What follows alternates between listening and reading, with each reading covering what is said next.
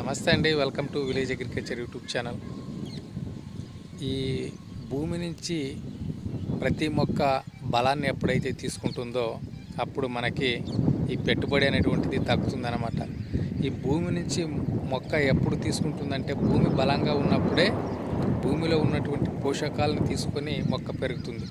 ఎందుకంటే ఈ DAP complex, urea ఇలాంటి వాటి నుంచి మనకైతే కాస్తైనా ఈ బలం అనేటువంటిది దొరుకుతుంది. అది మనం పైపాటుగా వేసినప్పుడు మొక్కకి దొరుకుతుంది. కానీ భూమి నుంచి దొరకాలంటే మనకి పేడెరువు అనేటువంటిది ముఖ్యమైనటువంటి ఘట్టం అన్నమాట. కానీ ఇప్పుడు రైతుకి ఎద్దులు, ఆవులు, గేదెలు ఇవి చాలా వరకు తగ్గిపోవడం వల్ల పేడెరువు అనేటువంటిది దొరకడం చాలా కష్టమైంది. అందుకని చెప్పేసి ఈరోజు నేను ఈ గొర్రెలు అయితే ఆపుతున్నాను అన్నమాట మన పొలానికి. ఈ గొర్రెలు ఆపడం వల్ల మనకి పేడెరువు కన్నా ఎక్కువ బలం అయితే భూమికి దొరుకుతూ ఉంది. చూపిస్తాను మీకు ఈ పేడెరువు కన్నా ఎక్కువ బలంగా ఎలా ఈ భూమికి అందింది అనేటువంటిది చూస్తాము.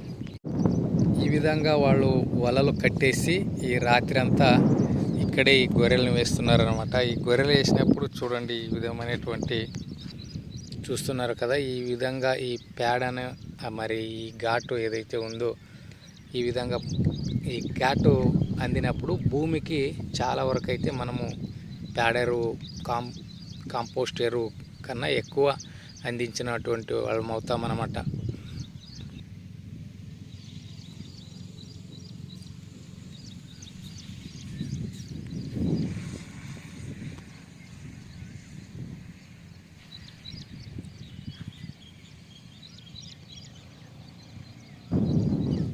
ఈ విధంగా గొర్రెలు ఆపడం వల్ల భూమికి అన్ని పోషకాలు అంది ఈ మనకి అధిక దిగుబడి పొందడానికైతే ఆస్కారం ఉందన్నమాట.